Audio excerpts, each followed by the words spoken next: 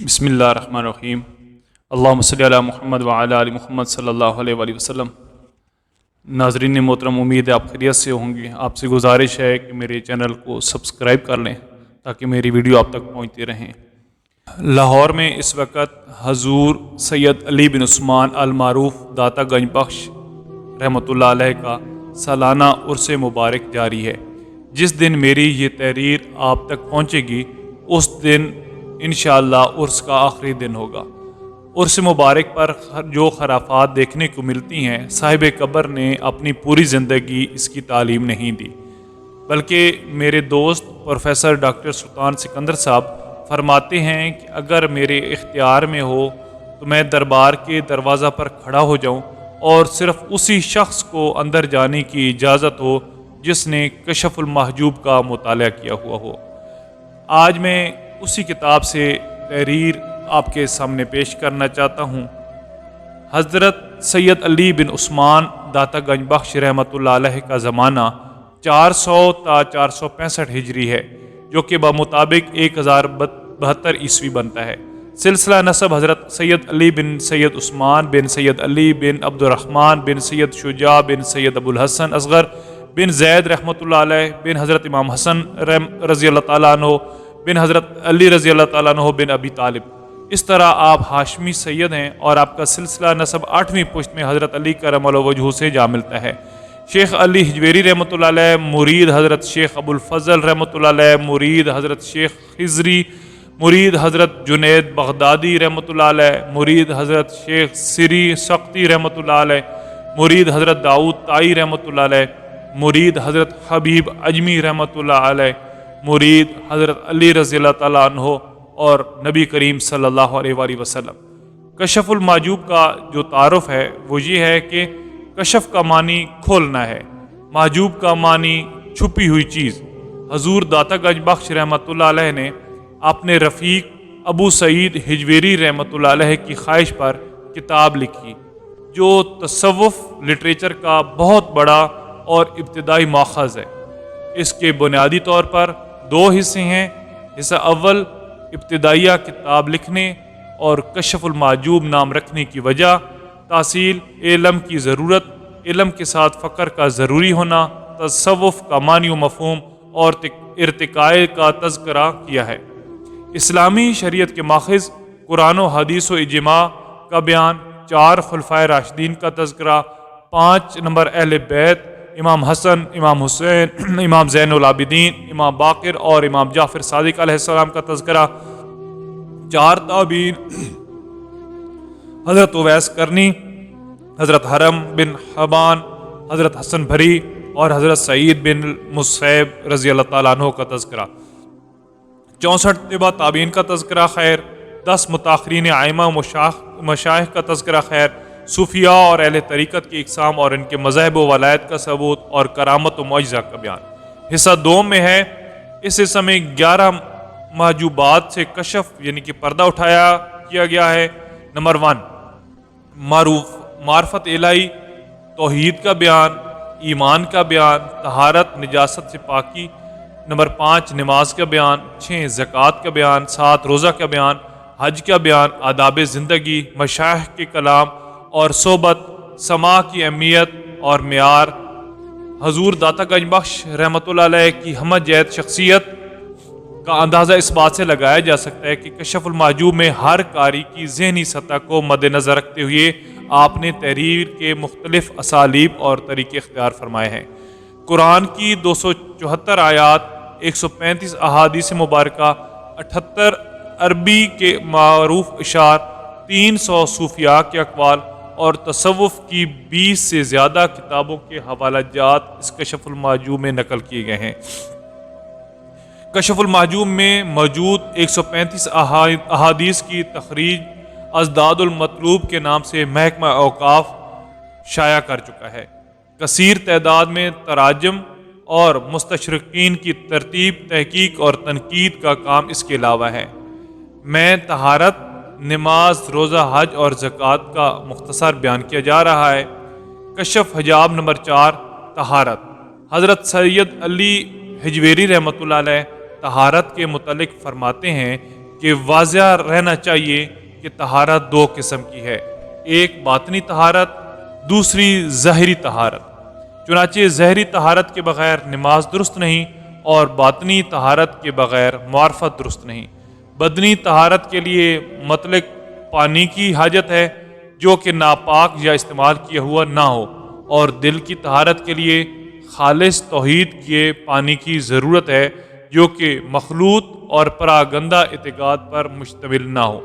طریقت کے مشائخ ظاہری طور پر ہمیشہ پاک و طاہر ہوتے ہیں اور باطنی حالت میں بھی توحید کے ساتھ پاک و مظہر ہوتے ہیں۔ حضور نبی کریم رؤوف الرحیم صلی اللہ علیہ وآلہ وسلم نے ایک صحابی سے ارشاد فرمایا، ہمیشہ وضو سے رہو، تمہیں تمہارا محافظ دوست رکھے گا۔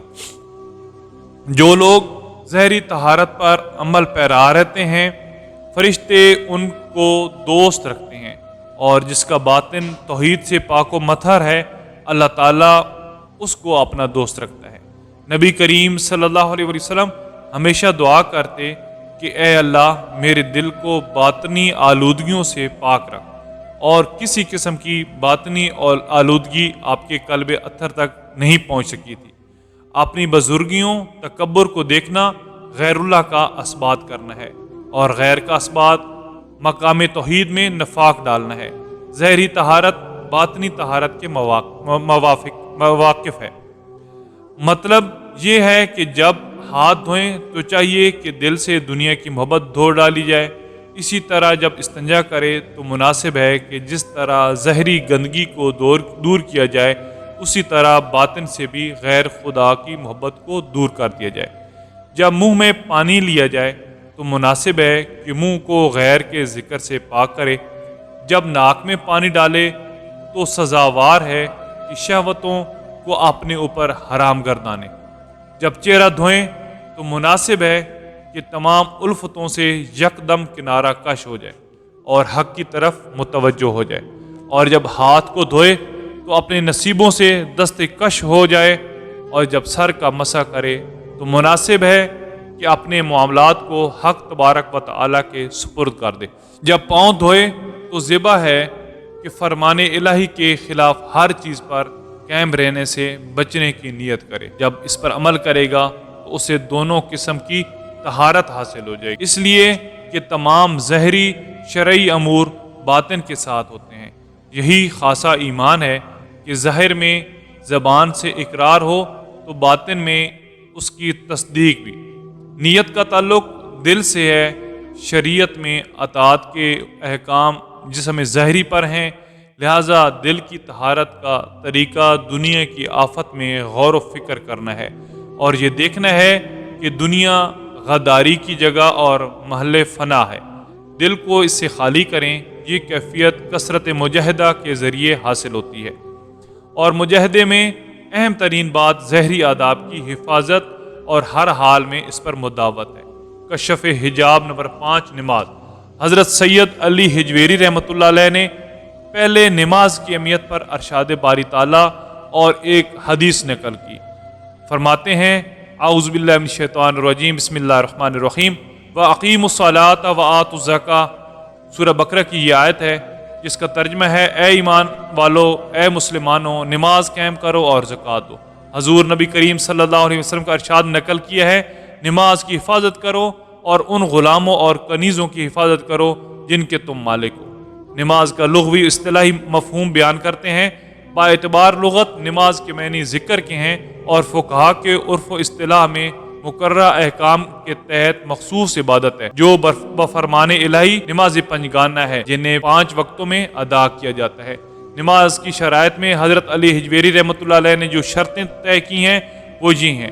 نماز کی شرائط کو خارجی اور داخلی شرائط کے نام سے لکھا ہے۔ خارجی وہ ہیں جو نماز سے پہلے ہیں، اور داخلی وہ ہیں جو نماز کے اندر ہے۔ خارجی شرائط میں وقت کا داخل ہونا، وقت سے پہلے نماز نہیں ہو۔ طہارت جو ظاہری طور پر ناپاکی سے اور باطنی طور پر شہوت سے پاک ہو۔ لباس کی پاکی ظاہری طور پر ناپاکی سے اور باطنی طور پر اس طرح کی وہ حرام کمائی سے پاکی ہو۔ جگہ کا پاک ہونا ظاہری طور پر حوادث و آفات سے اور باطنی طور پر فساد و معصیت سے۔ استقبال قبلہ ظاہری طور پر خانہ کعبہ کی سمت اور باطنی طور پر عرش معلیٰ کی طرف منہ ہونا۔ قیام ظاہری طور پر کھڑے ہونے کی قدرت اور باطنی طور پر قربت الہی کے باغ میں قیام ہے۔ داخلی شرائط میں خلوص نیت کے ساتھ بارگاہ حق کی طرف متوجہ ہوتا ہے۔ قیام ہیبت و فنا میں تکبیر کہنا یعنی تکبیر تحریمہ، محل وصل میں کھڑے ہونا قیام، ترتیل و عظمت کے ساتھ قرات کرنا قرات، خشوع کے ساتھ رکوع کرنا رکوع، عاجزی اور انکساری کے ساتھ سجدہ کرنا سجدہ، دل جمی کے ساتھ تشہد پڑھنا قد اخیرہ، اور فنائے صفت کے ساتھ سلام پھرنا خروج بسنیہ۔ طریقت کی نماز کے 9 اصول کشف الماجوع میں بیان کیے گئے ہیں۔ حضرت سید علی حجویری رحمۃ اللہ علیہ فرماتے ہیں واضح رہنا چاہیے کہ شریعت کے مطابق نماز ایسی عبادت ہے جس کی ابتدا و انتہا میں موریدین رائے حق پاتے ہیں اور ان کے مقامات کا کشف ہوتا ہے۔ چنانچہ مریدوں کے لیے طہارت توبہ کا قائم مقام ہے، پیروی کا تعلق قبلہ شناسی کا قائم مقام، مجاہدہ نفس قیام کا قائم مقام، ذکر الہی کی مداوت قرات قرآن کا قائم مقام، تواضع رکوع کا قائم مقام، معرفت نفس سجود کا قائم مقام، مقام امن تشہد کا قائم مقام، دنیا سے علیحدگی سلام کا قائم مقام، اور نماز سے باہر آنا مقامات کی قید سے خلاصی کا قائم مقام ہے۔ نبی کریم صلی اللہ علیہ وسلم جب کھانے پینے سے فارغ ہوتے تو کمال حیرت کے مقام شوق کے طالب ہوتے اور یکسو ہو کر خاص مشرب سے انہماک فرماتے۔ اس وقت آپ فرماتے اے بلال رضی اللہ تعالیٰ عنہ نماز کی اذان دے کر ہمیں خوش کرو۔ یہ حدیث ابو داؤد کی ہے جس کا نمبر 498 ہے۔ کشف حجاب نمبر 6 زکوٰۃ۔ جس طرح مال کی زکوٰۃ واجب ہوتی ہے اسی طرح مرتبہ کی زکوٰۃ بھی واجب ہوتی ہے کیونکہ وہ بھی ایک پوری نعمت ہے۔ یقیناً ہر چیز کے لیے زکوٰۃ ہے اور گھر کی زکوٰۃ مہمان کو ٹھہرانا اور اس کی مہمان نوازی کرنا ہے۔ زکوٰۃ کی حقیقت شکرانِ نعمت ہے جو اسی جنس کے ساتھ ادا کی جائے۔ چونکہ تندرستی ایک بہت بڑی نعمت ہے لہٰذا ہر عضو کی زکوٰۃ بھی واجب ہے۔ اس کی ادائیگی یہ ہے کہ اپنے تمام اعضاء کو عبادت میں مشغول رکھا جائے اور کسی کھیل کود میں نہ لگایا جائے تاکہ نعمت زکوٰۃ کا حق ادا ہو۔ اسی طرح باطنی نعمت کی بھی زکوٰۃ واجب ہے۔ چونکہ باطنی نعمت بے حد و حساب ہے اس لیے اس کی حقیقت کا احاطہ نہیں کیا جا سکتا۔ اس میں ہر شخص کے لیے اپنے اندازہ کے مطابق اس کی زکوٰۃ واجب ہے اور وہ ظاہری اور باطنی نعمتوں کا عرفان ہے۔ جب بندہ جان لے کہ حق تبارک و تعالیٰ کی نعمتیں اس پر بے اندازہ ہیں تو وہ اس کا شکر بھی بے اندازہ بجا لائے، اس لیے کہ بے اندازہ نعمتوں کی زکوٰۃ کے لیے بے اندازہ شکر درکار ہے۔ کشف حجاب نمبر 7 روزہ۔ حضرت سید علی حجویری رحمۃ اللہ علیہ نے روزہ کی اس کی اقسام اور انسانی زندگی پر اس کے اثرات کو واضح فرمایا ہے۔ ارشاد باری تعالیٰ سے روزے کے بیان کا آغاز کیا ہے۔ فرماتے ہیں یا ایھا الذین آمنوا کتب علیکم الصیام، یہ سورۃ بقرہ کی آیت نمبر 183 ہے جس کا ترجمہ ہے اے ایمان والو تم پر روزے فرض کیے گئے ہیں۔ حضور اکرم صلی اللہ علیہ وآلہ وسلم کا ارشاد ہے کہ جبرائیل علیہ السلام نے مجھے خبر دی کہ حق تبارک و تعالیٰ فرماتا ہے روزہ میرے لیے ہے اور میں ہی اس کی جزا دوں گا، اس لیے کہ روزہ باطنی عبادت ہے کہ جس کا ظاہر سے کوئی تعلق نہیں اور کسی دوسرے کو یہ معلوم ہی نہیں ہو سکتا کہ یہ روزہ دار ہے۔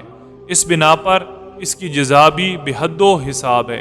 علماء فرماتے ہیں کہ دخول جنت تو رحمت کے طفیل میں ہوگا اور وہاں درجات عبادت کے صدقہ میں اور ہمیشہ رہنا روزے دار کے لیے ہوگا، کیونکہ حق تبارک و تعالی ارشاد فرماتا ہے میں ہی اس کی جزا دوں گا۔ حضرت جنید بغدادی فرماتے ہیں کہ روزہ عادی طریق ہے۔ میں نے احادیث میں دیکھا ہے کہ حضور اکرم صلی اللہ علیہ وسلم ایام بیض یعنی چاند کی 13، 14 اور 15 تاریخوں میں اور محرم کے 10 دنوں میں روزے رکھا کرتے اور ماہ رمضان اور شعبان میں بھی روزے رکھتے تھے۔ حدیث میں بھی یہ وارد ہوا ہے کہ آپ داؤدی روزہ رکھا کرتے اور اسے خیر و صیام فرمایا کرتے تھے۔ داؤدی روزہ یہ ہے کہ ایک دن روزہ رکھے اور دوسرے دن افطار کرے۔ مخلوق کی مطابت کی ممانت۔ ایک مرتبہ میں شیخ احمد بخاری رحمۃ اللہ علیہ کے پاس گیا تو حلوے کا ایک طباق ان کے پاس رکھا ہوا تھا اور وہ اسے تناول کر رہے تھے۔ مجھے اشارہ کر کے فرمایا کھاؤ۔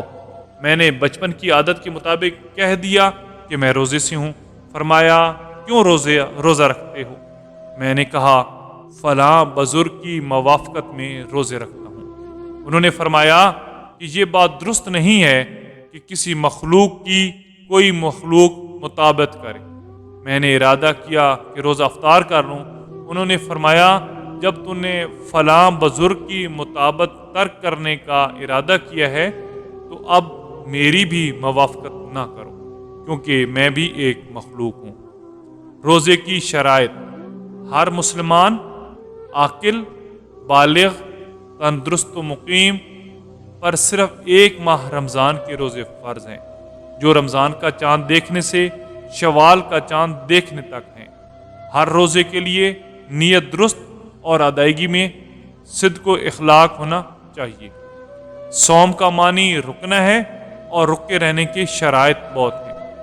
مثلاً معدے کو کھانے سے روکے رکھنا اور آنکھ کو شیطانی نظر، کان کو غیبت سننے، زبان کو بیہودہ اور فتنہ انگیز باتیں کرنے اور جسم کو دنیاوی اور مخالفت حکم الہی سے روکے رکھنا روزہ ہے۔ جب بندہ ان تمام شرائط کی پیروی کرے گا تب وہ حقیقتاً روزے دار ہوگا۔ کشف حجاب نمبر 8 حج۔ حضرت ابراہیم علیہ السلام کے 2 مقام ہیں، ایک مقام آپ کا جسم اقدس کا اور دوسرا مقام آپ کے قلب انور کا۔ جسم کا مقام مکہ مکرمہ ہے اور دل کا مقام خلد ہے۔ لہٰذا جو شخص آپ کے جسم کے مقام کی زیارت کا ارادہ کرے اس پر لازم ہے کہ وہ تمام لذتوں اور شہوتوں سے منہ موڑ لے اور وہ محرم ہو، یعنی وہ ان چیزوں کو اپنے اوپر حرام کر لے جن کو شریعت نے بیان کیا ہے۔